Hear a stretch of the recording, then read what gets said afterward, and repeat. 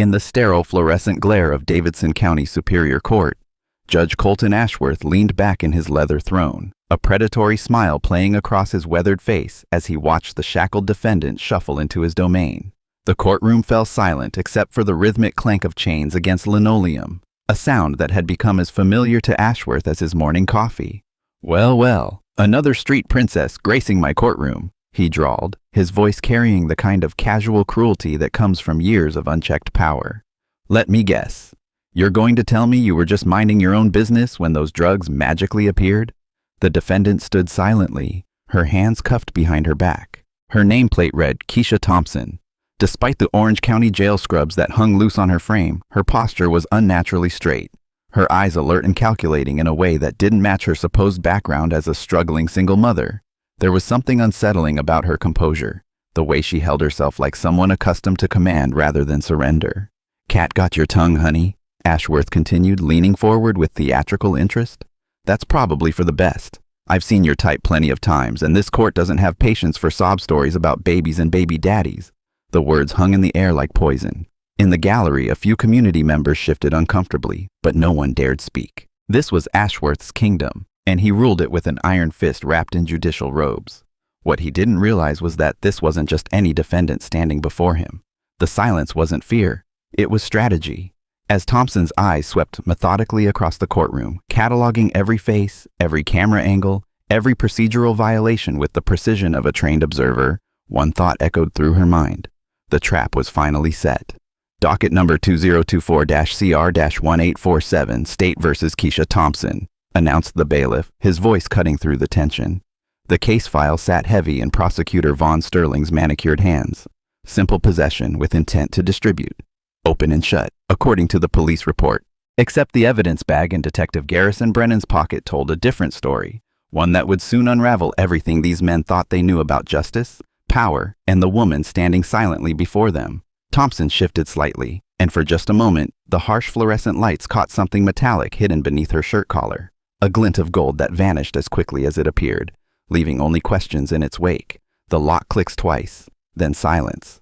The arrest had happened 36 hours earlier, at 3:15 p.m. outside Little Angel's Daycare on Murfreesboro Pike. Keisha Thompson had been walking toward the building, car keys in hand, when Detective Garrison Brennan and his partner Shane Caldwell materialized from an unmarked sedan like sharks sensing blood in the water. "Police! Stop right there!" Brennan's voice carried the kind of authority that came from 15 years of working Nashville's roughest neighborhoods. At 42, he was a veteran of the system, a man who had learned to see guilt in every face and opportunity in every arrest. Thompson had stopped immediately, her hands visible, her movements deliberate and calm. Too calm, Brennan would later reflect, for someone supposedly caught off guard. She turned slowly, studying both officers with eyes that seemed to catalog every detail. Their badge numbers, their positioning, the way Caldwell's hand hovered near his weapon. "Ma'am, we've received reports of suspicious activity in this area," Brennan continued his standard opening. "We need to search you for weapons and contraband." "I'm just picking up my daughter," Thompson replied, her voice steady. There was no panic, no indignation, just a quiet acceptance that should have been Thompson's first warning sign. In 15 years of arrests, guilty people either ran, cried, or got angry. They didn't stand perfectly still and watch you with the patience of someone waiting for a show to begin. The search had been thorough, professional, and completely fabricated. While Caldwell kept Thompson against the daycare's brick wall, Brennan performed his practiced sleight of hand, the same routine he'd perfected over dozens of arrests in this neighborhood. His fingers found the small plastic bag in his own pocket first, then discovered it in Thompson's jacket with theatrical surprise. "Well, what do we have here?" he announced, holding up the evidence bag containing enough cocaine to trigger intent to distribute charges. "Looks like someone's been supplementing their income." Thompson's reaction had been the most unsettling part.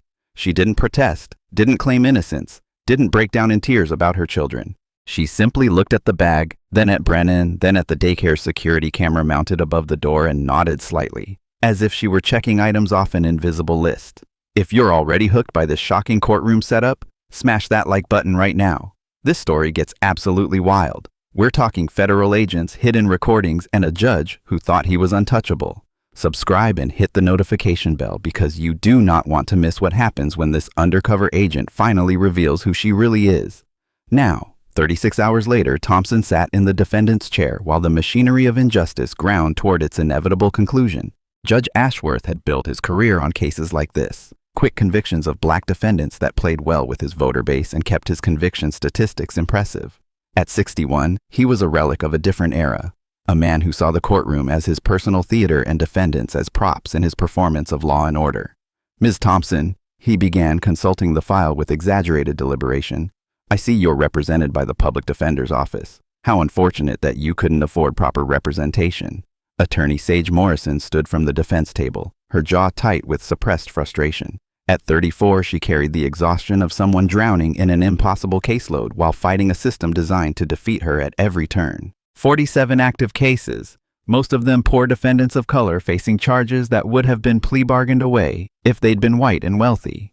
"Your Honor," Morrison began, "my client will have her opportunity to speak when I decide she's earned it." Ashworth cut her off with a wave of his hand. "This court operates on efficiency, counselor, not sentiment." The prosecution table presented a stark contrast to Morrison's overflowing briefcase and coffee-stained legal pads. Von Sterling sat immaculate in his $5,000 suit, his silver hair perfectly styled, his expression radiating the confidence of a man who hadn't lost a case in front of Ashworth in 3 years. At 48, he was the district attorney's golden boy, a conviction machine who understood that success in this courtroom had less to do with evidence than with reading the judge's prejudices. Speaking of being prepared for anything, today's sponsor is Secure Vault Pro, the all-in-one digital security suite that protects your personal information from cyber threats. With identity theft on the rise, you need military-grade encryption for your passwords, documents, and sensitive data. Secure Vault Pro offers real-time monitoring, secure cloud backup, and instant breach alerts. Use code JUSTICE30 for 30% off your first year and sleep peacefully knowing your digital life is bulletproof. Don't wait until it's too late. Protect yourself today with Secure Vault Pro. Behind the prosecution table, Detective Brennan sat with the satisfied expression of a man whose work was nearly done. His arrest report painted Thompson as a career criminal despite her clean record, a dangerous dealer corrupting the neighborhood despite the small quantity of drugs allegedly found on her person. The report was a masterpiece of creative writing, carefully crafted to hit every trigger phrase that would guarantee Ashworth's harshest sentence. What none of them knew was that every word was being recorded. In the gallery, Mrs. Cordelia Hartwell clutched her purse with arthritic hands, her weathered face drawn with concern. At 73, she was the unofficial grandmother of Murfreesboro Pike, a woman who had watched 3 generations of children grow up in the shadow of systemic injustice. She had seen Thompson's arrest from her window, had watched the officer's choreographed performance with the sharp eyes of someone who had witnessed too many similar scenes. "All rise for the Honorable Judge Colton Ashworth," announced the bailiff, though the judge was already seated and had been for 10 minutes. The ritual was meaningless except as a display of power, a reminder of who controlled the room and everyone in it. Ashworth surveyed his domain with satisfaction. The prosecution was prepared, the defense was overwhelmed, and the defendant was exactly what he expected, another product of a broken system that he was uniquely qualified to fix through the application of maximum penalties. His conviction rate of 96% for black female defendants wasn't an accident. It was a feature. "Mr. Sterling," he began, "I trust the people are ready to present their case against this defendant?" "We are, Your Honor," Sterling replied, his voice smooth as silk. "The state will prove beyond a reasonable doubt that the defendant, Keisha Thompson, was engaged in the distribution of illegal narcotics in a pattern that threatens the safety and welfare of our community's children." Morrison shot to her feet. "Objection, Your Honor. Counsel is arguing facts, not in evidence. My client has no prior convictions, no history of drug-related offenses, and—" "Sustained," Ashworth said, though his tone made it clear the objection annoyed him. "Ms. Morrison, save your arguments for closing statements. Mr. Sterling, confine yourself to what you intend to prove." The exchange was theater, and everyone in the room knew it. Thompson watched the performance with the detached interest of someone studying a specimen under a microscope. She noticed how Ashworth's eyes never quite met hers, how Sterling positioned himself to block the jury's view of her face during his most inflammatory statements, how Morrison's objections were overruled before she finished speaking them. Each detail was catalogued, documented, and stored away for future use. The jury selection had been a masterclass in systematic exclusion. Of the 42 prospective jurors called for voir dire, Ashworth had dismissed 4 black women for various creative reasons. One for demonstrated hostility toward law enforcement after she mentioned a traffic ticket from 2 years prior.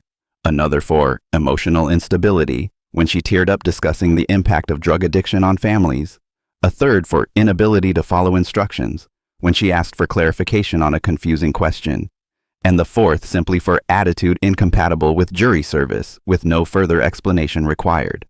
Morrison had objected to each dismissal, citing Batson v. Kentucky and its prohibition against racial discrimination in jury selection. Each objection had been overruled with increasing irritation from Ashworth, who eventually threatened her with contempt if she continued wasting the court's time with frivolous constitutional challenges. The final jury consisted of 8 white members, 3 black men, and 1 Latina woman who worked as a bank manager and had expressed strong pro-prosecution views during questioning. It was exactly what Sterling had requested in his notes, and exactly what Ashworth had delivered. "Your Honor," Morrison said as the jury was sworn in, "I move to dismiss based on systematic exclusion of black women from the jury pool in violation of—" "Denied," Ashworth snapped before she could finish. The court's jury selection followed all applicable procedures. "Move on, counselor." Thompson watched the exchange with the same clinical detachment she had shown since her arrest. While Morrison fumed at the defense table, Thompson calmly requested a legal pad and began taking notes with unusual precision. Her handwriting was neat, methodical, the kind developed through years of writing reports under pressure.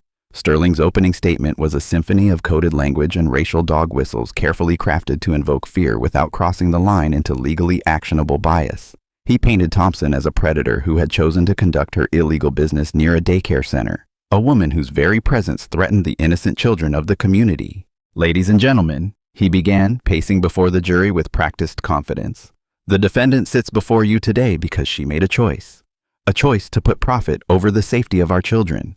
A choice to turn a neighborhood where families try to build better lives into her personal marketplace for poison." He paused, letting his words sink in, his eyes scanning the jury for signs of engagement. "The evidence will show that on the afternoon of November 12th, Keisha Thompson was caught red-handed with a distributable quantity of cocaine just yards from where parents drop off their most precious possessions, their children." Morrison's objection to the characterization was overruled before she could state her grounds. Sterling continued without missing a beat, building his narrative of Thompson as a calculating predator who had chosen her location specifically to target vulnerable families. "The state will present testimony from experienced law enforcement officers who witnessed the defendant's suspicious behavior, who followed proper procedures in investigating her activities, and who discovered irrefutable evidence of her criminal intent." Sterling's voice carried the authority of a man accustomed to winning, his presentation polished through hundreds of similar cases. When Morrison rose for her opening statement, the temperature in the room seemed to drop. She faced not just the jury but a system actively working against her, a judge who viewed defense attorneys as obstacles to efficiency, a prosecutor with unlimited resources, and a defendant whose calm demeanor somehow made her seem guilty of something, even if no one could articulate what. "Ladies and gentlemen," Morrison began, her voice steady despite the hostile environment, "what Mr. Sterling calls evidence, I call a rush to judgment. What he calls proper procedures, I call a violation of my client's constitutional rights. And what he calls criminal intent, I call being in the wrong place at the wrong time while being the wrong color." The last phrase hung in the air like an accusation as several jurors shifted uncomfortably and Ashworth's face darkened with barely controlled anger. "Objection!" Sterling called out. "Inflammatory and irrelevant." "Sustained," Ashworth said immediately. "Ms. Morrison, confine yourself to the facts of this case, not your political agenda." The rebuke was sharp enough to draw blood, but Morrison pressed on. "The facts, Your Honor, are that my client is a single mother who was picking up her daughter from daycare. The facts are that she has no criminal history, no association with drug dealers, no evidence of drug use. The facts are that the only thing connecting her to these charges is the word of 2 police officers who admit they had no warrant, no probable cause, and no corroboration for their search." Thompson watched Morrison's passionate defense with something approaching admiration. The attorney was fighting a losing battle against overwhelming odds, but she was fighting nonetheless. More importantly, she was creating a record, documenting every procedural violation, every biased ruling, every moment when the system showed its true face. Detective Brennan took the stand with the confidence of a man who had testified in hundreds of similar cases. At 42, he was the kind of officer prosecutors loved. Articulate, professional, and completely willing to shade the truth when necessary. His uniform was pressed, his badge polished, his demeanor that of a dedicated public servant doing his best to protect the community. "Detective Brennan," Sterling began, please tell the court about your experience in narcotics investigations. I've been with the Metro Nashville Police Department for 15 years, Brennan replied, his voice carrying just the right note of humble authority. 12 of those years in narcotics. I've made over 300 arrests for drug-related offenses, testified in court over 200 times, and received commendations for my work in getting dealers off the streets. The numbers were impressive, even if some of them were inflated. What Brennan didn't mention was that 92% of his arrests involved black defendants, that 68% of his cases resulted in plea bargains rather than trials, and that his commendations came primarily from arrest statistics rather than successful prosecutions. On November 12th, did you have occasion to observe suspicious activity near Little Angel's daycare? Sterling continued. I did. My partner and I were conducting routine patrol when we observed the defendant loitering in the parking lot, looking around nervously, checking her phone repeatedly. In my experience, this behavior is consistent with drug distribution activities, waiting for customers, coordinating transactions. Thompson made a note on her legal pad, her expression unchanged. The routine patrol had actually been a targeted surveillance operation based on an anonymous tip that Brennan himself had phoned in. The loitering had lasted exactly 37 seconds between when she parked her car and when she walked toward the daycare entrance. The nervous behavior was a mother checking the time to make sure she wasn't late for pickup. Did you approach the defendant? Sterling asked. We did. I identified myself as a police officer and informed her that we were investigating reports of drug activity in the area. I asked for her cooperation in a brief search to eliminate her as a suspect. And did she consent to this search? She did, without hesitation. Morrison's pen nearly broke as she wrote furiously. Thompson hadn't consented to anything. She had simply complied when ordered to put her hands against the wall. The distinction was crucial under Fourth Amendment law, but she knew Ashworth would never allow the jury to hear it. Detective Brennan, please tell the court what you discovered during this consensual search. Brennan reached into his jacket and produced a plastic evidence bag containing a small amount of white powder. This bag of what field tested positive for cocaine was concealed in the defendant's jacket pocket. Based on the quantity and packaging, it was clearly intended for distribution rather than personal use. The testimony was smooth, practiced, and completely false. The cocaine had come from Brennan's own evidence kit, drugs confiscated from previous arrests that had never made it to the evidence locker. The field test was meaningless without proper chain of custody documentation. The packaging was standard police evidence bags, not street-level distribution materials. Thompson continued taking notes, her pen moving steadily across the page. Each lie was documented, each procedural violation cataloged. What no one in the courtroom realized was that her notes followed the precise format used by federal investigators building a civil rights case. When Morrison rose for cross-examination, she carried the weight of knowing that everything she was about to attempt would be blocked, objected to, or overruled. But she also carried something else, a growing conviction that her client was not what she appeared to be. Detective Brennan, she began, you testified that you were conducting routine patrol in the area. Do you have any documentation of this patrol assignment? Objection, Sterling called out before Brennan could answer. Relevance? I'm trying to establish the circumstances of the initial contact, Your Honor. Overruled, Ashworth said with obvious reluctance. But get to the point quickly, Counselor. Thank you, Your Honor. Detective, do you have documentation? Brennan shifted slightly in his chair. Patrol assignments aren't always formally documented for routine community policing activities. I see. So there's no record of why you were in that specific location at that specific time. Objection? Asked and answered. Sustained. Move on, Ms. Morrison. Morrison tried a different approach. Detective, you testified that my client appeared nervous. Can you describe specifically what you observed? She was looking around frequently, checking her phone, general signs of anxiety consistent with criminal activity. How long did you observe this behavior? Long enough to establish a pattern. Was it 30 seconds? A minute? 5 minutes? I didn't time it exactly, but you're certain it was long enough to establish a pattern of suspicious behavior? Objection? Argumentative. Sustained. Thompson watched the exchange with growing interest. Morrison was clearly frustrated by the court's restrictions, but she was also asking increasingly sophisticated questions, the kind that suggested she was beginning to suspect her client might not be the typical overworked public defender's nightmare. The real breakthrough came when Morrison asked about the search itself.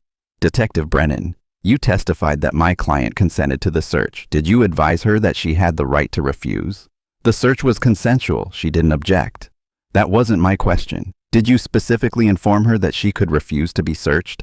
Brennan hesitated. Consent was implied by her cooperation. So you didn't tell her she could say no?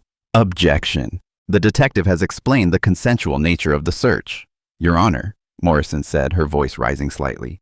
This goes to the heart of Fourth Amendment protections. If my client wasn't informed of her rights— Sustained, Ashworth cut her off. The jury will disregard defense counsel's speechifying. Move on to your next question. But Morrison wasn't moving on.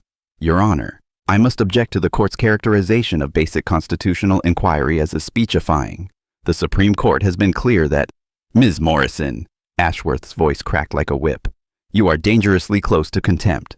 I suggest you remember where you are and adjust your tone accordingly. The threat hung in the air like smoke. Morrison stood frozen, knowing that pushing further would result in her removal from the case, leaving Thompson defenseless. But as she hesitated, she felt a gentle touch on her arm.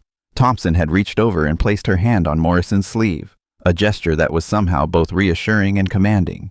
I apologize, Your Honor, Morrison said, though her eyes blazed with defiance. No further questions for this witness. As she sat down, Thompson leaned over and whispered something in her ear. Morrison's eyes widened slightly and she looked at her client with new understanding. Whatever Thompson had said, it had changed something fundamental in their relationship. Can you believe how rigged this system is? Drop a comment below. Have you ever witnessed injustice like this in real life? This story is about to take a massive turn that will restore your faith in justice. Share this video with someone who needs to see that sometimes the good guys really do win in the end. The second day of trial brought Detective Shane Caldwell to the witness stand, a younger man whose nervous energy contrasted sharply with his partner's practiced confidence. At 29, Caldwell had been Brennan's junior partner for 3 years, long enough to learn the unwritten rules of their particular brand of law enforcement, but not long enough to become completely comfortable with them. Sterling guided him through his testimony with the same professional efficiency he had shown with Brennan, establishing Caldwell as a dedicated officer who had simply been doing his job when he encountered the defendant. But there were cracks in his presentation, subtle hesitations, moments when his eyes darted toward Brennan before answering, a slight tremor in his voice when describing the discovery of the evidence.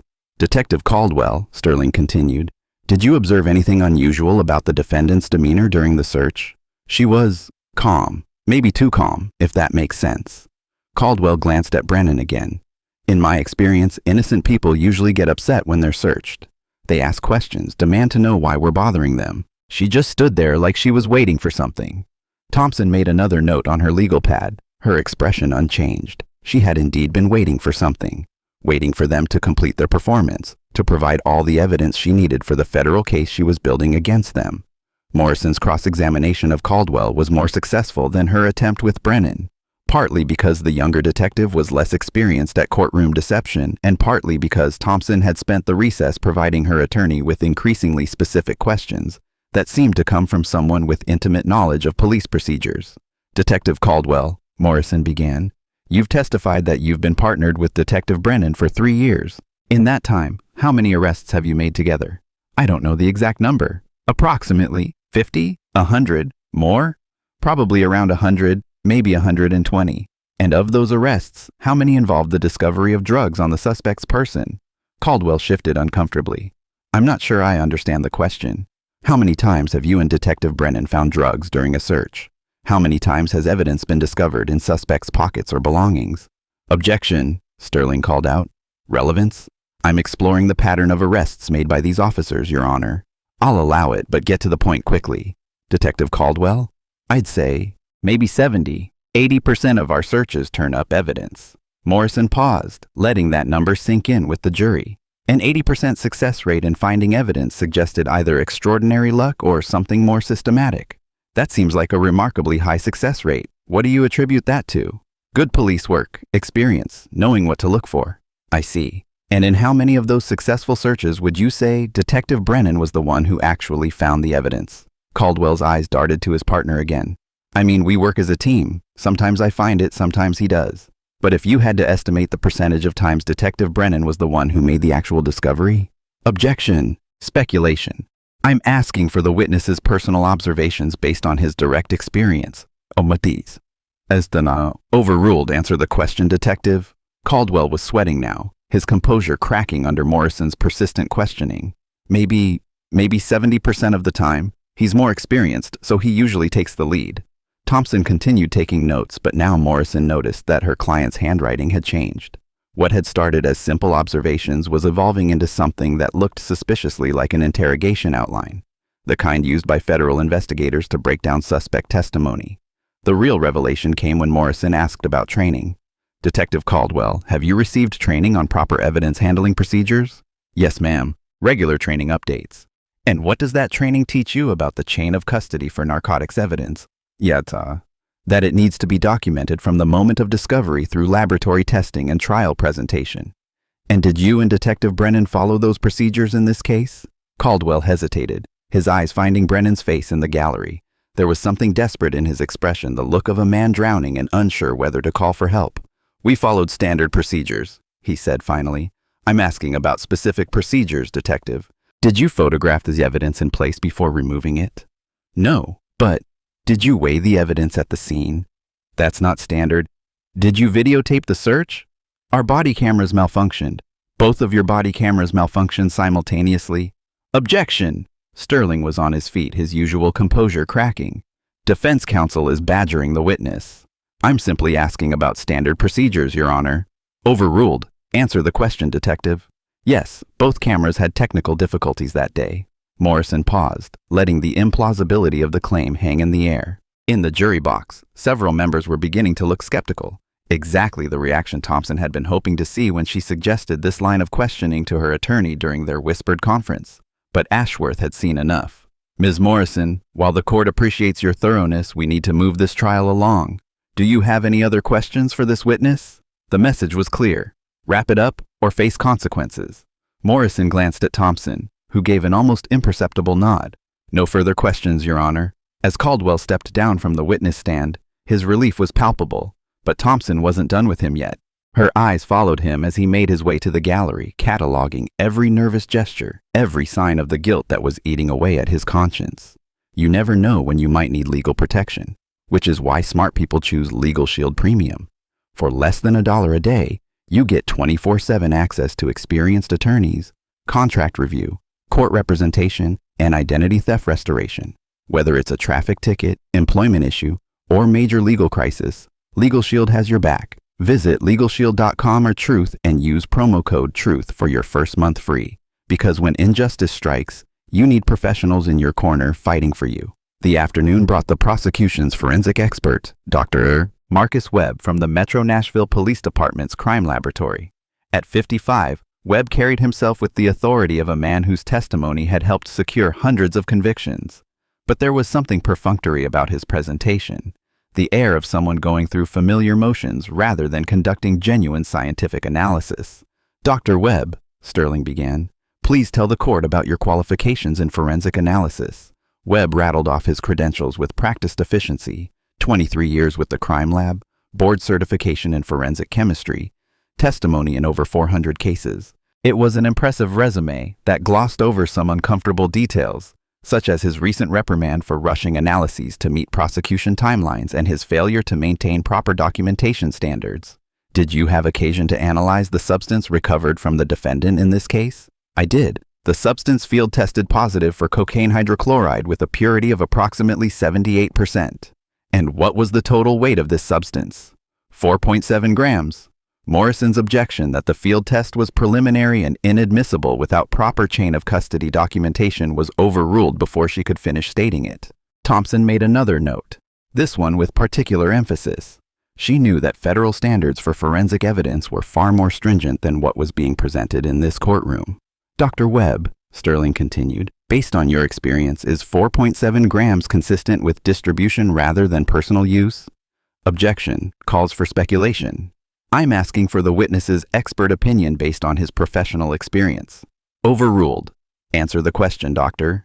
"In my experience, quantities over 3 grams are typically associated with intent to distribute rather than personal consumption." It was a standard response that Webb had given dozens of times, but it was also scientifically meaningless. Individual usage patterns varied wildly, and there was no scientific basis for the 3-gram threshold he cited.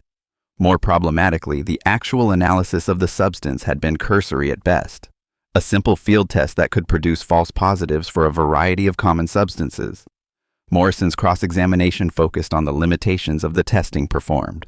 Dr. Webb, you mentioned a field test for cocaine.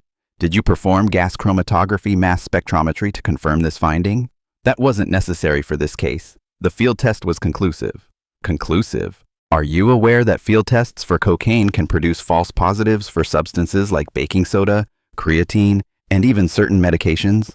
Field tests are reliable when properly administered. That wasn't my question. Are you aware that false positives are possible? Webb shifted uncomfortably. False positives are rare when proper procedures are followed. But possible? Technically possible, yes.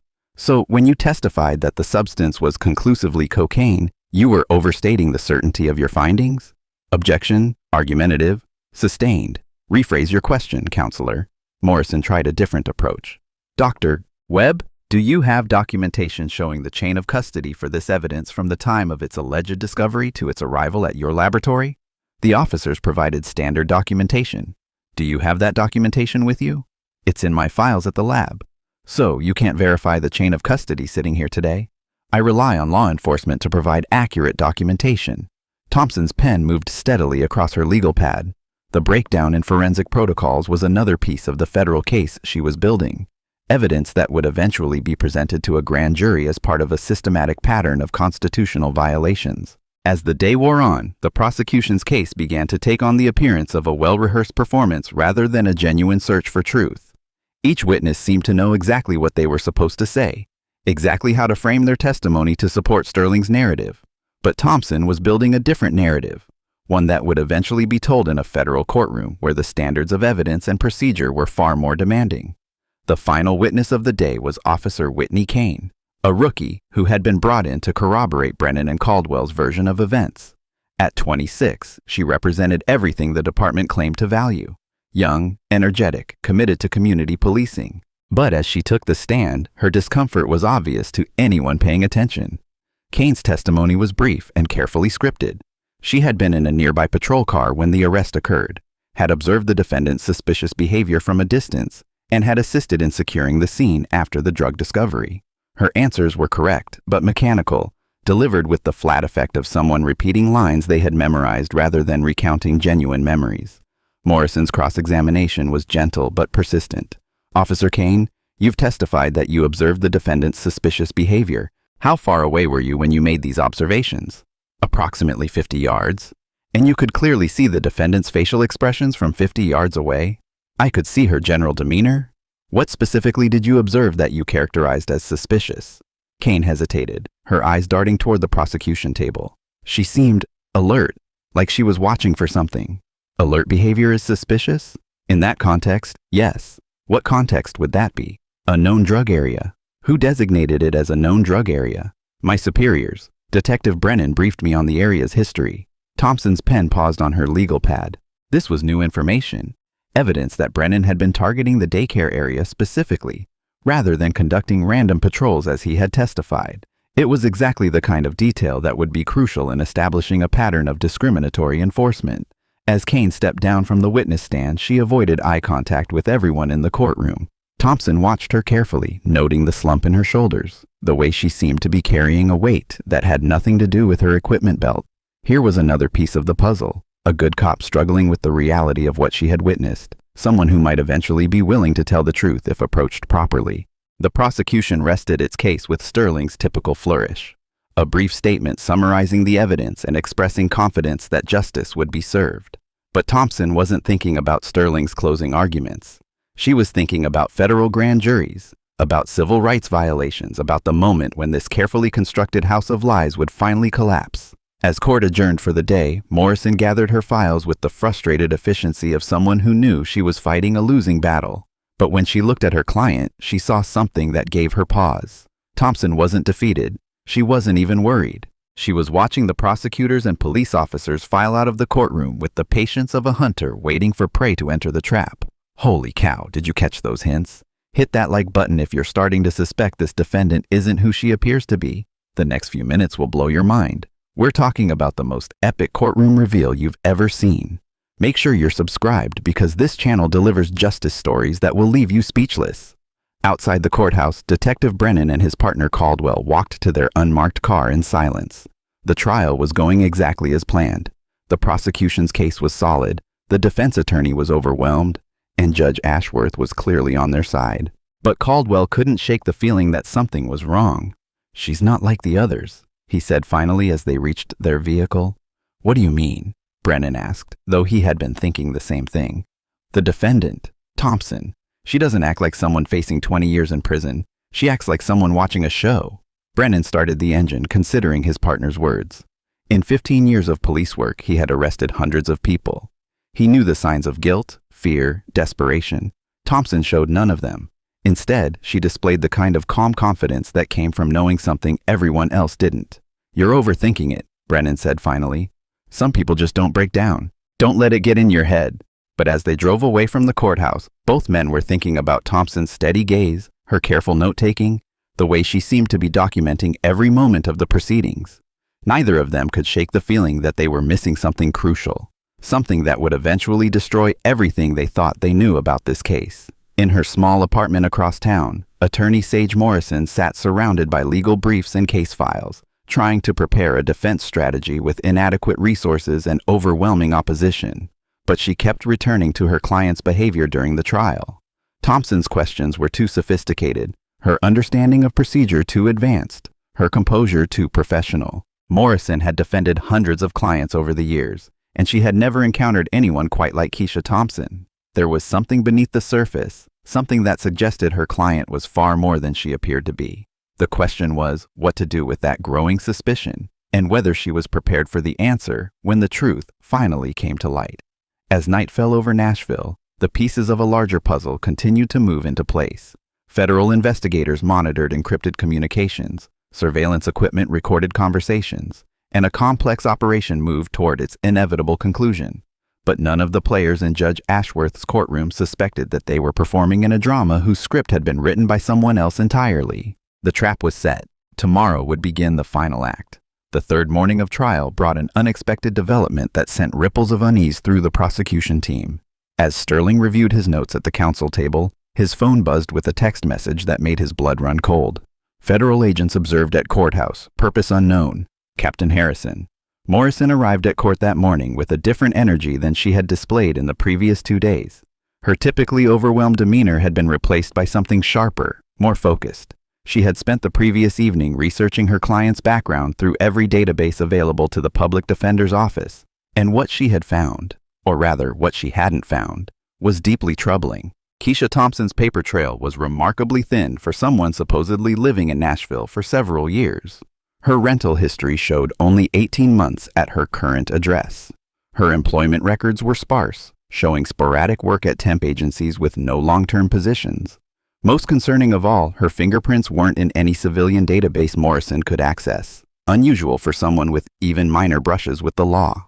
"Ms. Thompson," Morrison had said during their morning conference in the holding cell, "I need to ask you some direct questions about your background." Thompson looked up from the legal documents she had been reviewing, documents that Morrison noticed she was reading with the speed and comprehension of someone with advanced legal training. "I understand your confusion," Thompson replied, her voice carrying a weight that seemed inconsistent with her supposed circumstances.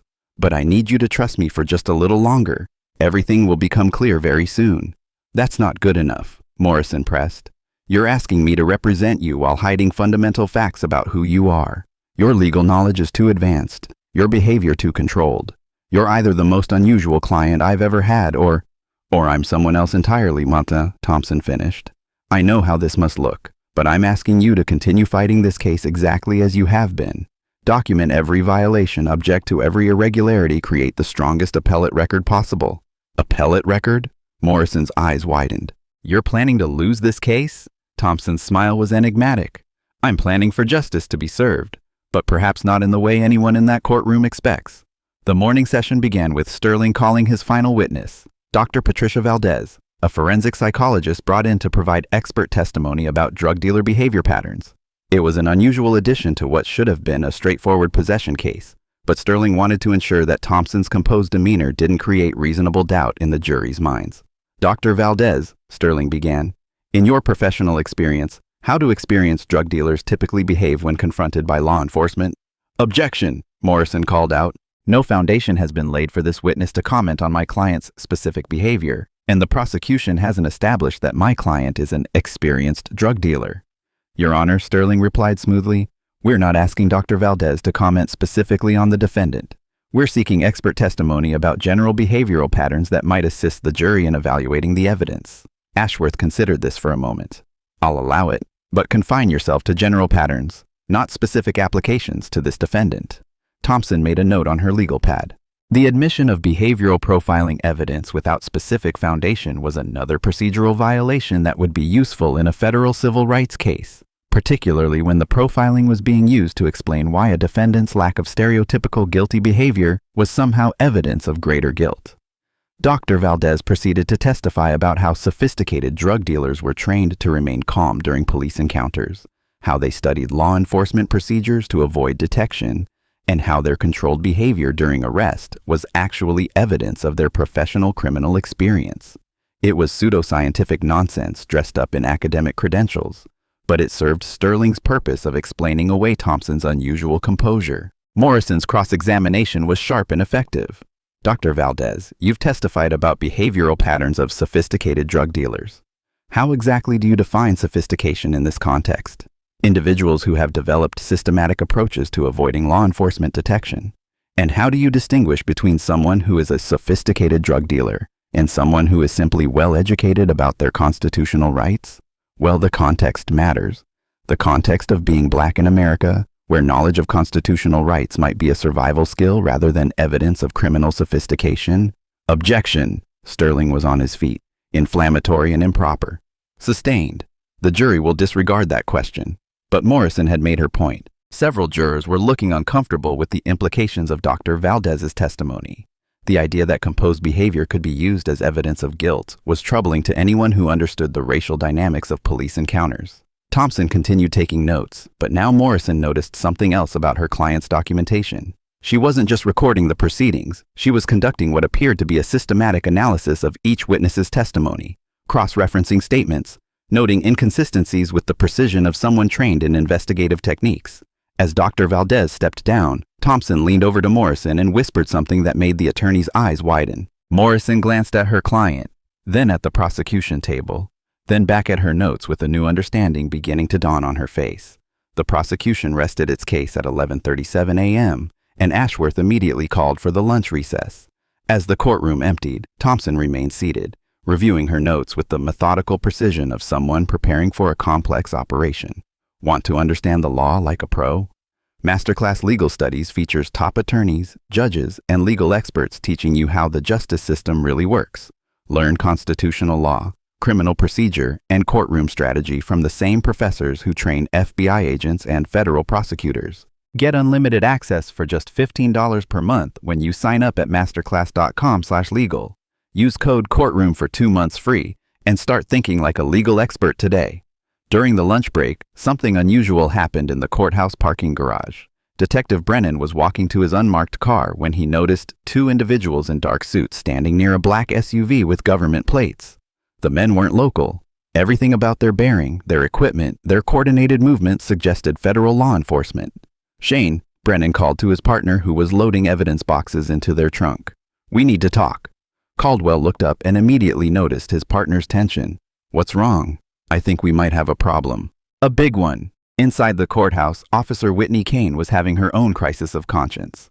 The rookie had joined the force with dreams of community policing and positive change.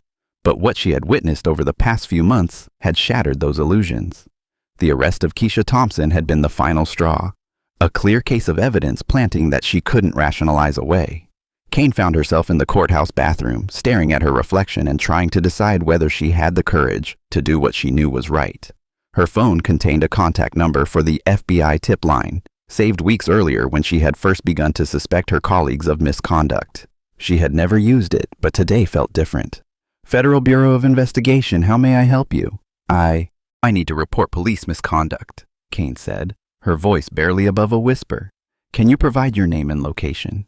I'm Officer Whitney Kane, badge number 4793, Metro Nashville Police Department. I'm calling about evidence tampering and civil rights violations. There was a pause on the other end of the line. Then, Officer Kane, please stay on the line. We're going to transfer you to a specialized unit that handles these types of complaints.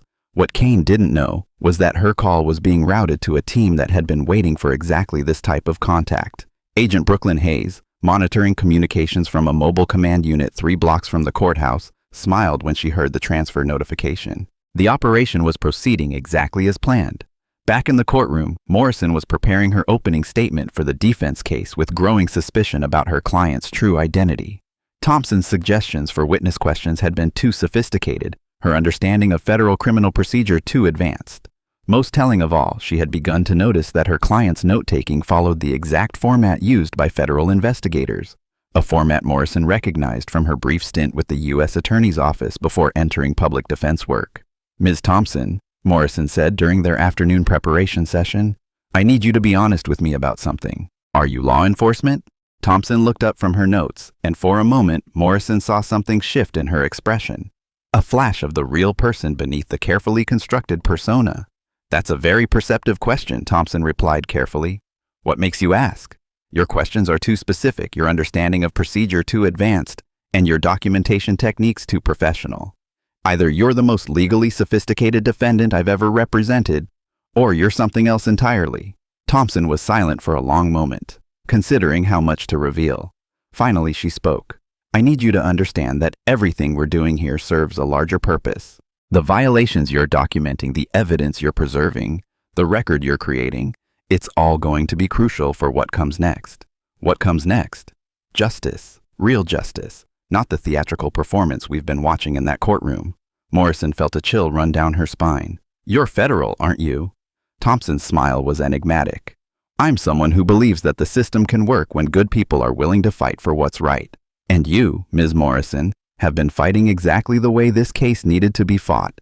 The afternoon session began with Morrison calling her first defense witness, Mrs. Cordelia Hartwell, the elderly woman who had witnessed Thompson's arrest from her apartment window. At 73, Mrs. Hartwell was a formidable presence who had spent decades watching the neighborhood and knew every resident by name. "Mrs. Hartwell," Morrison began, "did you know the defendant before the day of her arrest?" "I'd seen her around the neighborhood for about a year. She always picked up her little girl at the same time, always polite, always on time. Not like some of these young mothers who show up whenever they feel like it."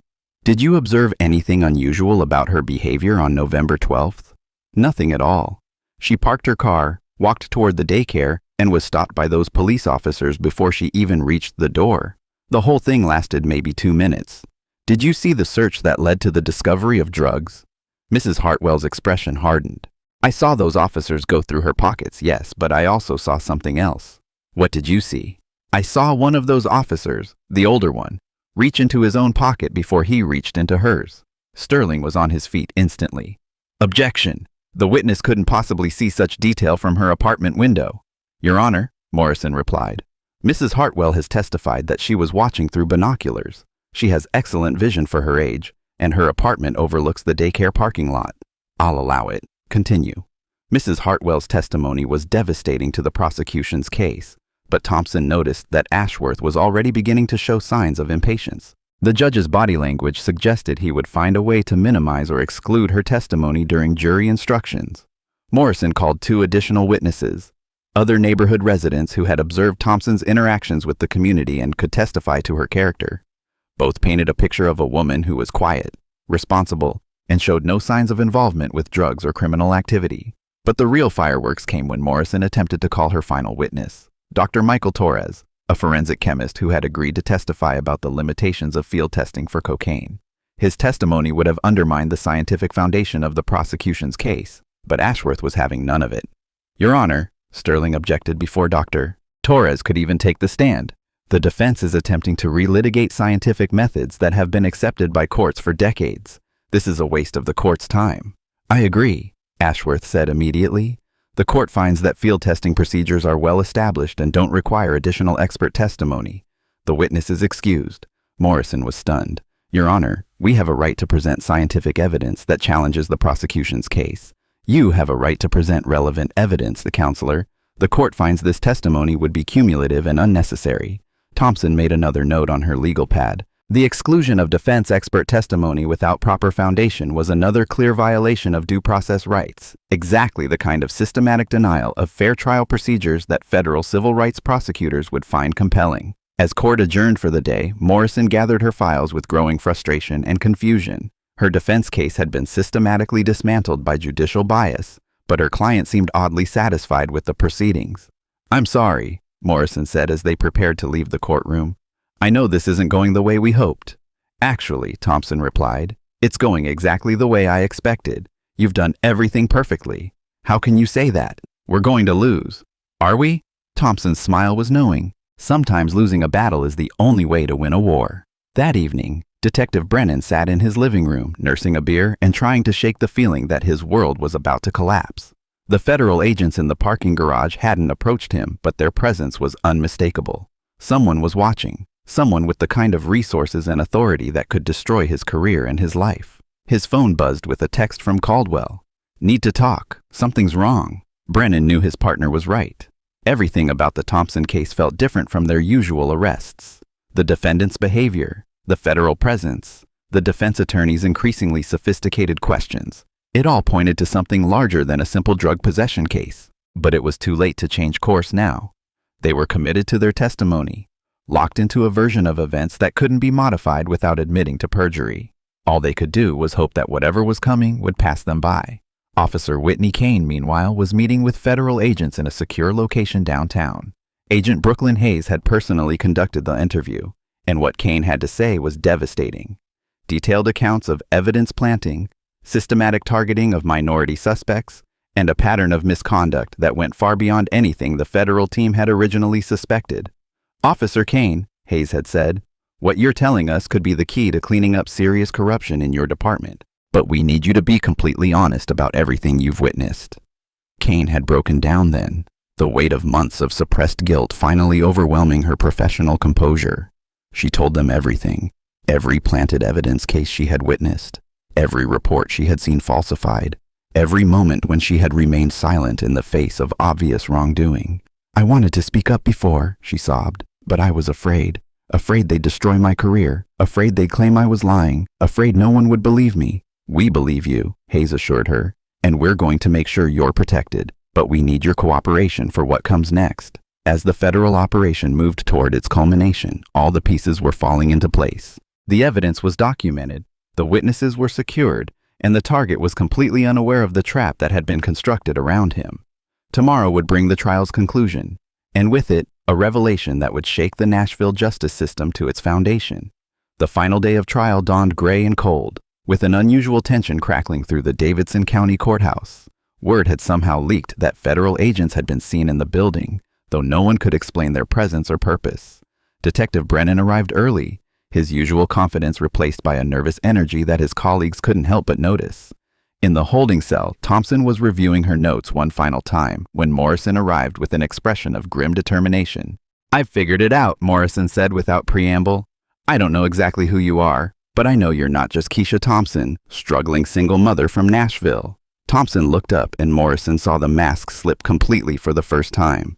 The woman sitting across from her wasn't a defendant at all. She was someone in complete control of her situation, someone who had orchestrated every moment of the past 3 days. "You're right," Thompson said simply, "and in about an hour, everyone else will know it too." "Why?" Morrison asked. "Why put yourself through this? Why let them humiliate you, degrade you, deny you basic constitutional rights?" Because sometimes the only way to expose a corrupt system is to let it reveal itself completely. Every biased ruling, every procedural violation, every moment of prejudice has been documented. When federal prosecutors present this case to a grand jury, they'll have everything they need to secure convictions. Morrison felt the ground shift beneath her feet. "Federal prosecutors? Who are you?" Before Thompson could answer, a bailiff appeared to escort them to the courtroom. "Time for closing arguments, ladies." Thompson stood, and as she did, Morrison noticed something she had missed before. A small, nearly invisible wire running from her client's collar down into her shirt.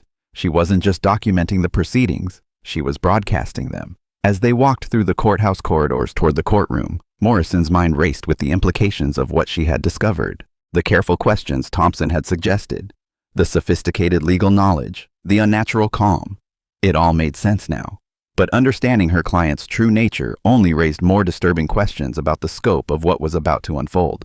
"Miss Morrison," Thompson said quietly as they approached the courtroom doors, "I need you to understand that what happens in the next hour will be shocking, but I also need you to know that everything you've done, every objection, every constitutional challenge, Every moment you fought for justice has been essential to this operation." Morrison stopped walking. "Operation? How long have you been planning this?" 18 months, Thompson replied. "We identified patterns of bias in this courthouse through statistical analysis of conviction rates, sentencing disparities, and appellate reversals. But statistics aren't enough for federal prosecution. We needed to document the bias in action, in real time, with irrefutable evidence." The weight of being an unwitting participant in a federal investigation crashed down on Morrison. "All those cases I've lost in Ashworth's courtroom, all those clients who went to prison while I couldn't prove the system was rigged, were part of the evidence we needed to build this case," Thompson finished. "I know how that sounds. I know it feels like we use their suffering for a larger purpose. But without documentation of the systematic nature of the bias, we could never have stopped it." They resumed walking, and Morrison noticed something she hadn't before: the unusual number of well-dressed individuals in the corridor, all moving with purpose toward the same courtroom. These weren't typical trial spectators. They carried themselves with the bearing of law enforcement professionals, their eyes constantly scanning, their positions strategically chosen. Inside the courtroom, Detective Brennan was experiencing his own moment of dawning realization. The federal agents he had spotted in the parking garage the day before weren't coincidental.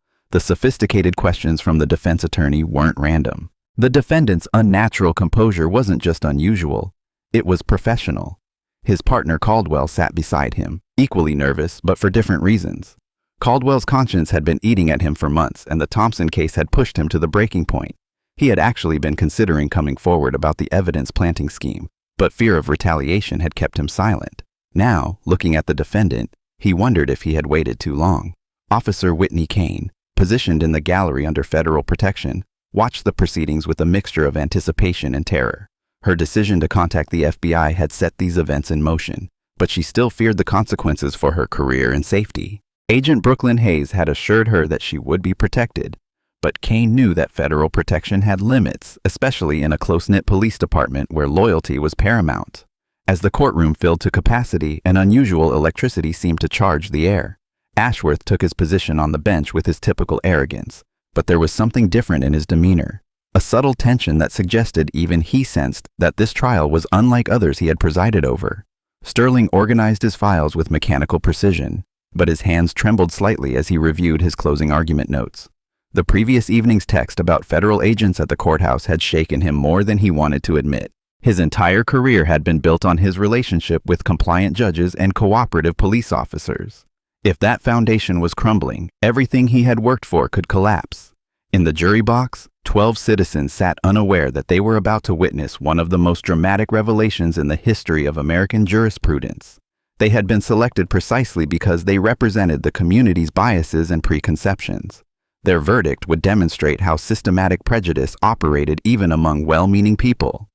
Thompson surveyed the scene with the calm assessment of someone who had orchestrated every element. The federal agents positioned throughout the gallery were invisible to untrained eyes, but she could identify each one by their positioning and subtle communication signals. Agent Hayes sat in the third row, her hand positioned near her concealed radio. Agent Torres occupied the back corner, his angle providing clear sightlines to all exits. Agent Martinez had taken a position near the prosecution table, ready to move instantly when the signal came. The technical surveillance equipment was equally comprehensive but invisible. Micro cameras embedded in the courtroom fixtures captured every angle, every expression, every moment of bias. Audio recording devices monitored not just the official proceedings, but also the whispered conversations, sidebar conferences, and informal interactions that revealed the true nature of the systematic corruption. Morrison looked at her closing argument notes one final time, realizing that everything she was about to say would take on new meaning once Thompson's identity was revealed. Her passionate defense of constitutional rights wouldn't just be advocacy, it would be evidence in a federal civil rights prosecution. The courtroom was packed for closing arguments, with more spectators than had attended any previous session. In the gallery, Detective Brennan noticed several unfamiliar faces, men and women in conservative business attire who watched the proceedings with the focused attention of professionals rather than curious observers. Sterling's closing argument was a masterpiece of coded racism and prosecutorial theater. He painted Thompson as a predator who had targeted the daycare specifically to corrupt children, a woman whose calm demeanor masked a calculating criminal mind. "Ladies and gentlemen," he began, his voice resonating with righteous authority, You have heard the evidence in this case, and that evidence points to one inescapable conclusion. The defendant is guilty of possession of cocaine with intent to distribute. As Sterling spoke, Thompson made careful notes not just of his words but of his techniques, the way he positioned himself to block the jury's view of her during inflammatory statements, the coded language designed to trigger racial bias without explicitly mentioning race, the systematic appeal to fear rather than evidence. Every element would be analyzed by federal prosecutors as evidence of systematic discrimination in the courtroom. He paced before the jury, his movements calculated to project confidence and moral authority. The defense wants you to believe that this is somehow a case of mistaken identity, that an innocent woman was framed by dedicated police officers for reasons that make no sense. But the evidence tells a different story. Sterling gestured toward Thompson, who sat perfectly still, her hands folded in her lap. Look at her. Does she look like someone facing 25 years in prison? Does she act like someone whose life is being destroyed by false accusations? No, she sits there with the composure of someone who has been through this process before, someone who knows how to work the system. Thompson made one final note on her legal pad. Sterling was providing the perfect example of how defendant's behavior could be twisted to support any narrative. Calm meant guilty. Agitated meant guilty. Crying meant guilty. It was a perfect demonstration of the impossible position faced by defendants in a biased system. Morrison's closing argument, when it came, was delivered with new intensity. Knowing what she now knew about her client's true identity, every word carried additional weight. She wasn't just defending Keisha Thompson. She was creating a record that would be used to dismantle the entire corrupt system.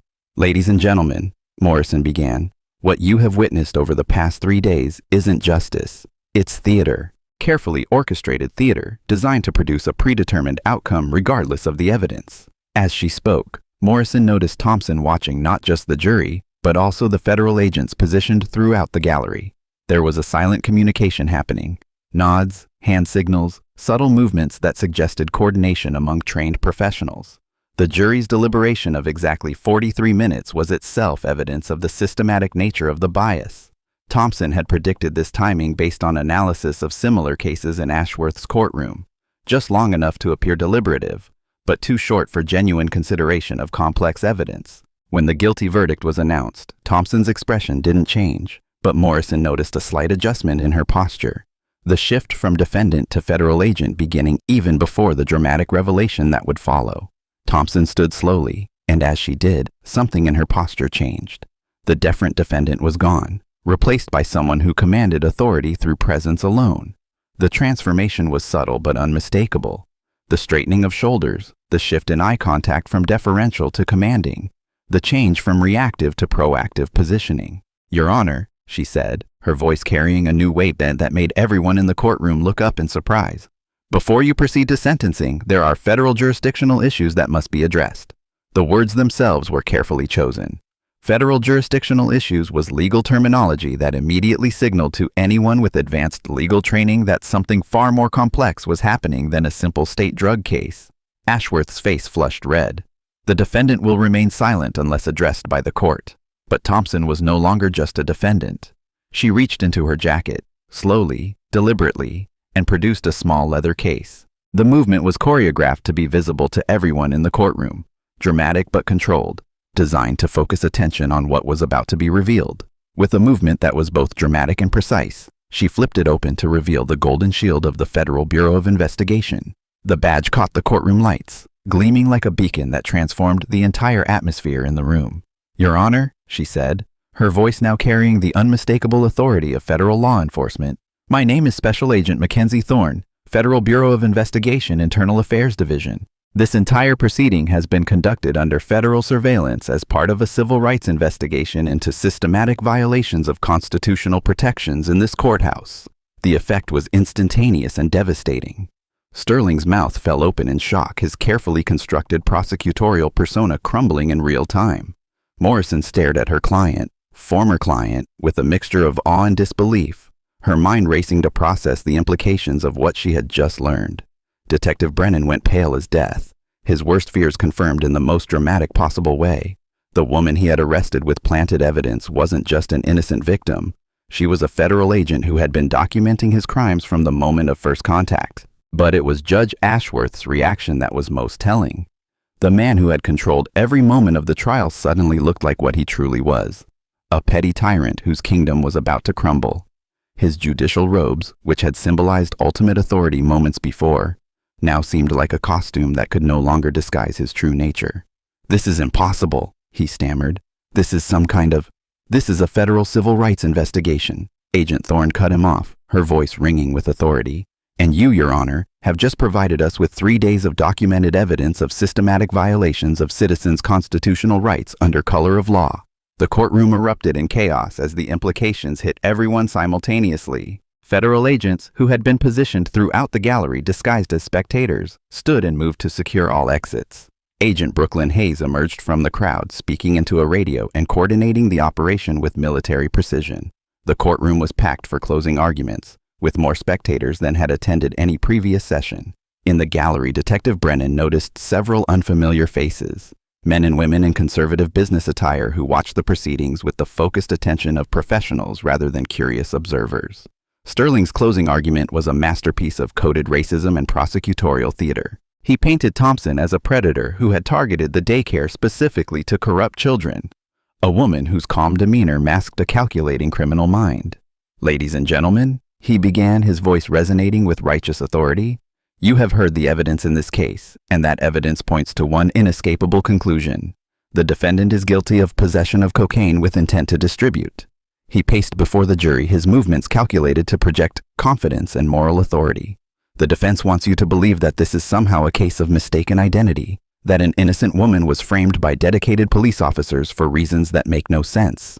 But the evidence tells a different story." Sterling gestured toward Thompson, who sat perfectly still, her hands folded in her lap. "Look at her. Does she look like someone facing 25 years in prison? Does she act like someone whose life is being destroyed by false accusations? No, she sits there with the composure of someone who has been through this process before, someone who knows how to work the system." Thompson made one final note on her legal pad. Sterling was providing the perfect example of how defendants' behavior could be twisted to support any narrative. Calm meant guilty, agitated meant guilty, crying meant guilty. It was a perfect demonstration of the impossible position faced by defendants in a biased system. "The officers who arrested the defendant are heroes," Sterling continued. "They risk their lives every day to keep our streets safe, to protect our children from predators like the defendant. When they testify that they found drugs on her person, when they swear under oath that they followed proper procedures, we must believe them, because the alternative is chaos." Morrison's objection that Sterling was arguing facts not in evidence was overruled before she could finish stating her grounds. Thompson made another note. Pattern established, bias documented. Sterling's peroration was designed to inflame racial resentments without explicitly mentioning race. This defendant represents everything that threatens our community. She chose to bring poison into a neighborhood where families are trying to build better lives. She chose to operate her criminal enterprise within yards of innocent children. And when she was caught, she chose to drag these proceedings out with frivolous constitutional challenges instead of taking responsibility for her actions.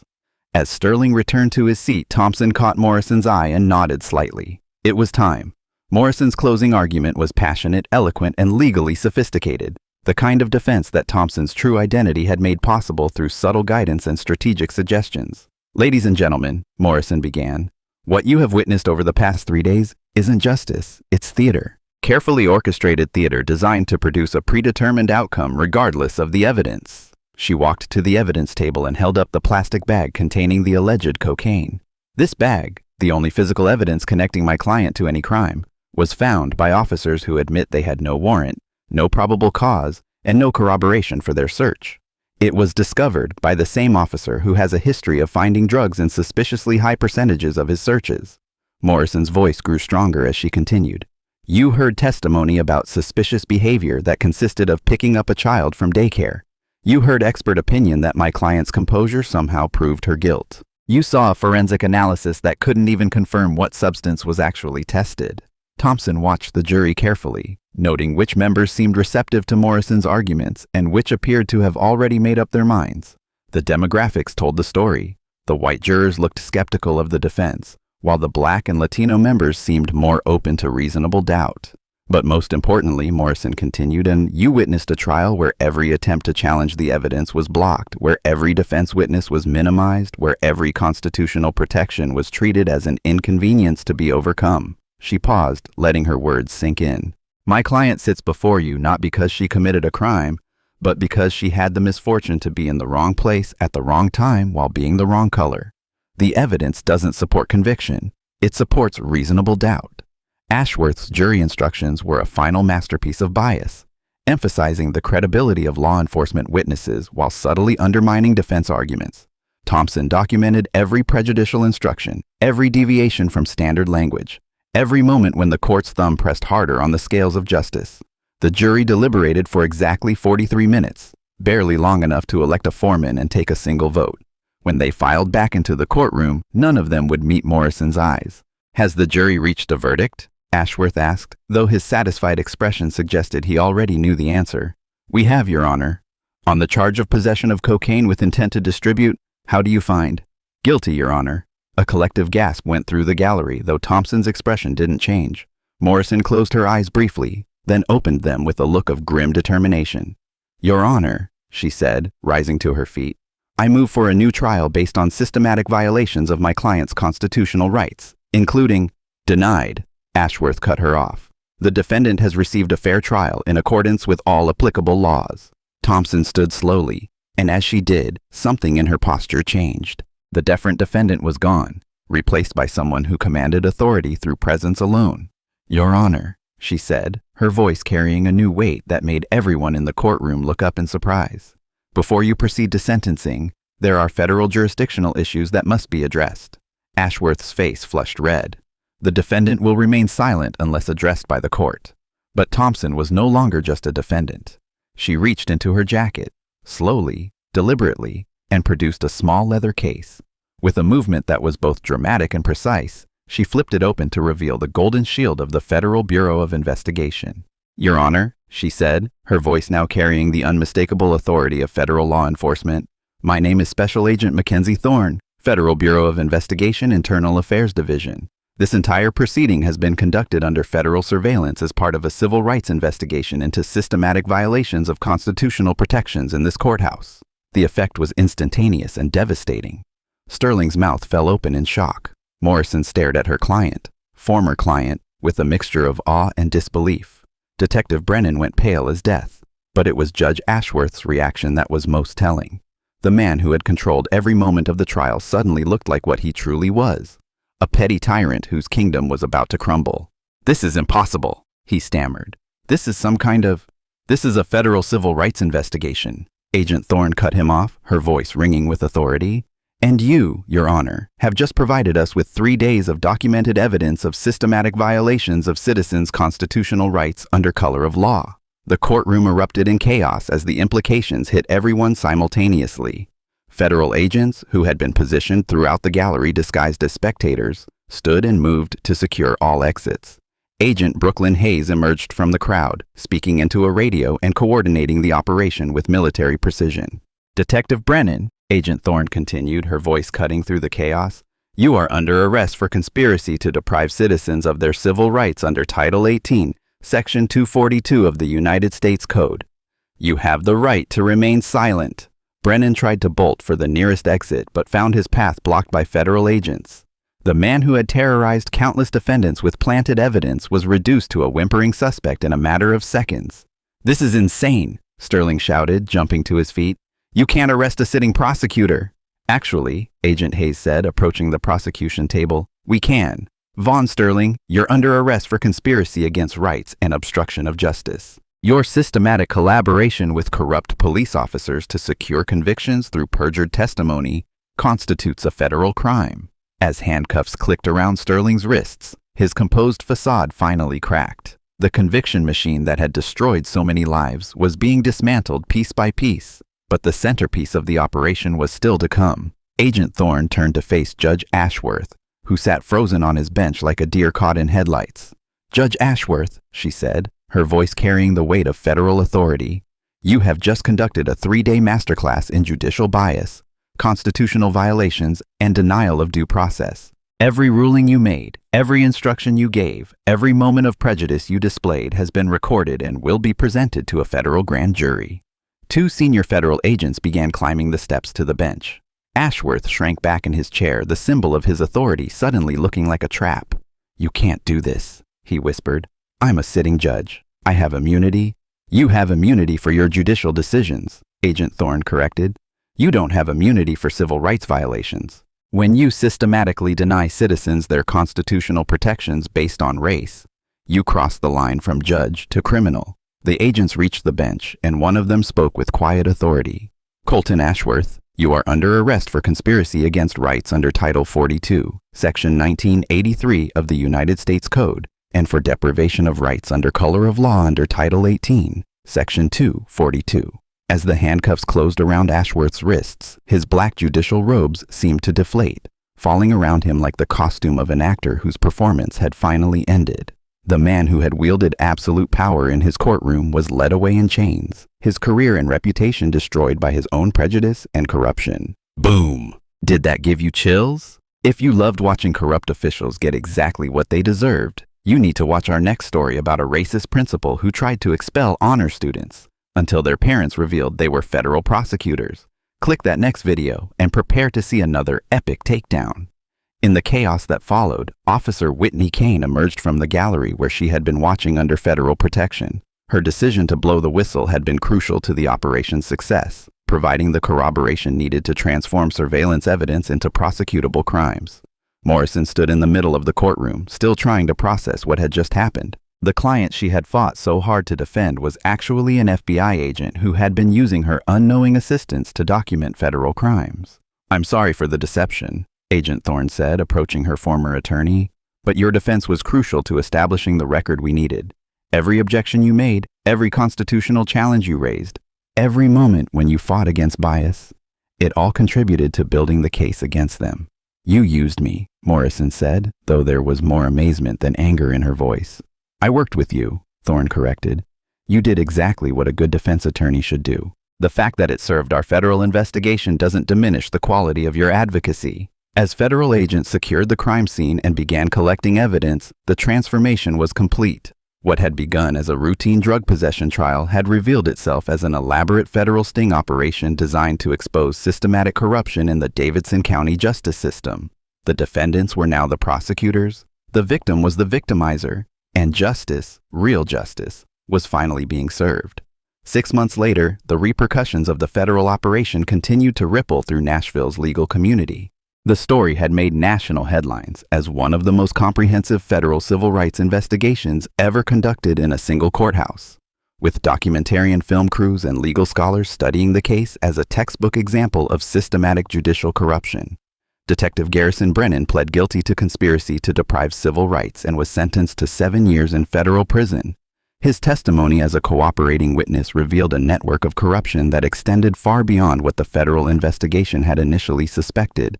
Dozens of planted evidence cases, systematic targeting of minority defendants, and a quota system that rewarded officers for arrests regardless of evidence quality. His partner, Shane Caldwell, received a reduced sentence of 4 years after providing extensive cooperation with federal investigators. His conscience had finally won out over his loyalty, and his detailed testimony helped prosecutors understand the scope of the misconduct that had infected the department. Prosecutor Von Sterling was disbarred and sentenced to 8 years in federal prison for his role in the conspiracy. His conviction rate, which he had worn as a badge of honor, was revealed to be the product of systematic collaboration with corrupt officers and judicial bias. Hundreds of his previous cases were under review, with dozens already being overturned based on evidence of prosecutorial misconduct. Judge Colton Ashworth received the harshest sentence of all, 12 years in federal prison for civil rights violations, conspiracy, and obstruction of justice. His removal from the bench had been swift and decisive, but the damage he had inflicted over years of biased rulings would take much longer to repair. The Federal Judicial Council had launched a comprehensive review of his past decisions with particular attention to cases involving minority defendants. The reforms that followed were sweeping but imperfect. The Davidson County Sheriff's Department was placed under a federal consent decree requiring 5 years of federal oversight. New protocols were established for evidence handling, arrest procedures, and officer training. Body cameras became mandatory with severe penalties for malfunctions during arrests. But systemic change was slow and uneven. While the most egregious offenders had been removed, the culture that had enabled their misconduct proved more resistant to transformation. Community activists, led by Reverend Delilah Patterson and Dr. Angela Brooks, continued to monitor the implementation of reforms and advocate for accountability.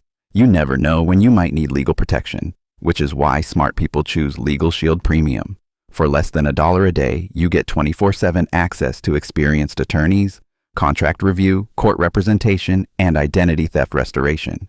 Whether it's a traffic ticket, employment issue, or major legal crisis, Legal Shield has your back. Visit LegalShield.com Our Truth and use promo code TRUTH for your first month free. Because when injustice strikes, you need professionals in your corner fighting for you. Sage Morrison had become something of a celebrity in legal circles, her unknowing role in the federal operation earning her recognition as a tireless advocate for constitutional rights. She had been recruited by the Southern Poverty Law Center to lead their new judicial reform initiative, working to identify and combat systematic bias in courtrooms across the South. Her relationship with Agent Thorne had evolved from professional necessity to genuine friendship. They met monthly to discuss ongoing cases and reform efforts, Morrison bringing her frontline experience with the justice system and Thorne contributing her federal law enforcement perspective. "Do you ever regret it?" Morrison had asked during one of their coffee meetings. "The deception, I mean. Letting me fight so hard for someone who didn't need defending?" Thorne had considered the question carefully. "I regret that it was necessary, but I don't regret that we exposed the truth. How many defendants went through that courtroom before us? How many innocent people were convicted because they didn't have the resources to fight back effectively?" "According to the statistical analysis, probably hundreds," Watts, Morrison replied. "The ACLU's review found patterns of bias going back at least 8 years. Conviction rates for black defendants that were statistically impossible without systematic prejudice." Officer Whitney Kane had been transferred to the FBI's Civil Rights Division as a protected witness and federal employee. Her courage in coming forward had not only been crucial to the operation's success, but had inspired other officers and departments across the country to report misconduct they had witnessed. She worked now with Agent Brooklyn Hayes in a specialized unit that investigated police corruption cases nationwide. The skills she had developed as a patrol officer, attention to detail, understanding of department culture, ability to relate to working cops, made her invaluable in federal investigations. The hardest part, Kane had told a congressional committee investigating police reform, wasn't deciding to come forward. It was living with the knowledge of what was happening and not speaking up sooner. "But I learned that silence in the face of injustice is itself a form of corruption." Mrs. Cordelia Hartwell had become an unlikely hero in the neighborhood, her willingness to testify earning her recognition as a community leader. At 74, she was now involved in citizen oversight committees and community policing initiatives, bringing her decades of observation and sharp insights to bear on reform efforts. "I've been watching this neighborhood for 40 years, she told a reporter from the Nashville scene. "I've seen good cops and bad cops, fair judges and biased judges. The difference is whether people are willing to stand up and say something when they see wrong being done." The federal investigation had expanded far beyond Nashville, with similar operations launched in 12 other cities, where statistical analysis had identified potentially problematic patterns of arrests and convictions. Agent Thorne had become the architect of a new approach to civil rights enforcement, using undercover operations to document systematic bias in real time rather than relying solely on after-the-fact complaints and lawsuits. Her work had earned recognition from the Department of Justice Civil Rights Division, but it had also attracted criticism from law enforcement organizations who argued that such investigations undermined police morale and community safety. The debate over accountability versus support for law enforcement continued to rage in political and policy circles. "The goal isn't to attack law enforcement," Thorne had testified before a Senate subcommittee on civil rights. "The goal is to ensure that law enforcement operates within constitutional bounds. Good cops should welcome accountability measures because they protect the profession's integrity and public trust." The Nashville operation had become a case study in federal law enforcement schools and legal clinics, analyzed for its operational effectiveness and constitutional implications. Some critics argued that the use of deception violated due process rights, while supporters countered that it was the only way to document bias that occurred behind closed doors. Legal scholars debated whether the federal government's approach represented appropriate oversight or federal overreach. Constitutional law professors assigned the case as required reading for students studying civil rights enforcement and prosecutorial ethics. What makes this case significant, wrote Professor Janet Williams in the Harvard Law Review, is not just the convictions it secured, but the methodology it pioneered. By documenting bias in real time rather than reconstructing it after the fact, federal investigators were able to present irrefutable evidence of systematic constitutional violations. But the most lasting impact was on the hundreds of individuals whose cases were reviewed and overturned based on evidence uncovered during the investigation. People like Marcus Johnson, who had served 3 years for drug possession based on planted evidence, and Maria Santos, whose conviction for disturbing the peace was revealed to be based entirely on perjured police testimony. Their stories, and dozens of others like them, represented the human cost of systematic corruption and the imperfect but essential nature of accountability. While federal intervention had ended the worst abuses, the damage to individual lives and community trust would take years to repair. As Agent Thorne reflected on the operation's outcomes, she was struck by both its successes and its limitations. The immediate corruption had been stopped, the worst offenders had been punished, and systematic reforms had been implemented. But deeper problems, racial bias in policing, economic inequality in legal representation, political pressures on prosecutors and judges, remained largely unchanged. "We can arrest the corrupt officials," she had told Agent Hayes during one of their debriefings. "We can reform procedures and implement oversight, but we can't arrest prejudice itself, and we can't reform the underlying social and economic conditions that make corruption possible." The operation had also revealed the crucial role played by individuals willing to take personal risks to expose wrongdoing. Without Whitney Kane's decision to come forward, without Sage Morrison's dedicated advocacy, without Mrs. Hartwell's willingness to testify, the federal case might never have been possible. Institutional reform requires individual courage, Thorne reflected. Systems don't change themselves. They change because people within them decide to do the right thing, even when it's difficult. As she prepared for her next assignment, a suspected pattern of bias in federal immigration courts, Agent Thorne carried lessons from the Nashville operation that would inform her approach to civil rights enforcement for years to come. The work was never finished, but each case brought the possibility of justice for those who had been denied it. The phone call came on a rainy Tuesday evening in March, 6 months after the trials had concluded. Agent Thorne was reviewing files for her new assignment when her encrypted phone buzzed with an urgent message from federal headquarters. "Agent Thorne, this is Deputy Director Williams. We need you to pack your bags immediately. We've identified a pattern of systematic bias in federal courts across Texas that requires immediate investigation."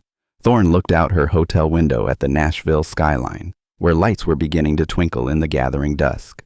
The city looked peaceful now, its justice system slowly healing from the surgery that had removed its most malignant elements. But she knew that somewhere else, in another courthouse, the same patterns of bias and corruption were likely playing out. "How big is this one?" she asked. "Bigger than Nashville. We're talking about potential violations across multiple districts, involving federal judges, federal prosecutors, and a systematic pattern of disparate sentencing that goes back years." Thorne closed her laptop and began packing her files. The work continued case by case, courthouse by courthouse, one corrupt system at a time. Justice was never a destination. It was a journey that required constant vigilance and the courage to confront uncomfortable truths. As her plane lifted off from Nashville International Airport the next morning, Thorne thought about the individuals whose lives had been changed by the operation. Some for better, some for worse. All of them part of a larger story about accountability, courage, and the never-ending struggle for equal justice under law. The defendant's chair in Judge Ashworth's former courtroom sat empty now, awaiting the next person whose life would be touched by the American justice system. Whether that touch would be gentle or harsh, fair or biased, constitutional or corrupt, depended on the choices made by fallible human beings operating within imperfect institutions. Agent Thorne's job was to ensure that when those choices violated fundamental rights, there would be consequences. It wasn't perfect justice. Perfect justice might be impossible, but it was accountability, and accountability was the foundation upon which all other reforms could be built. The flight attendant's voice came over the intercom. "Ladies and gentlemen, we're beginning our descent into Austin. Please ensure your seats are upright and your tray tables are stored." Agent Thorne gathered her files and prepared for the next chapter in her ongoing investigation of American justice. Somewhere in Texas, another corrupt system was about to discover that justice, while sometimes delayed, would ultimately find its way to every courthouse in America. The trap was set. The hunt continued. Speaking of being prepared for anything, today's sponsor is Secure Vault Pro. the all-in-one digital security suite that protects your personal information from cyber threats. With identity theft on the rise, you need military-grade encryption for your passwords, documents, and sensitive data. Secure Vault Pro offers real-time monitoring, secure cloud backup, and instant breach alerts. Use code JUSTICE30 for 30% off your first year and sleep peacefully knowing your digital life is bulletproof. Don't wait until it's too late. Protect yourself today with Secure Vault Pro. In a small apartment in Nashville, Sage Morrison was preparing for bed when her phone buzzed with a text message from an encrypted number. New operation launching in Texas. Interested in consulting on defense strategy? MT. Morrison smiled as she typed her response. Always interested in fighting for justice? Send me the details. The work continued, case by case, defendant by defendant, one courtroom at a time. The system might be imperfect, but there were still people willing to fight for what was right. And that, perhaps, was the most important lesson of all.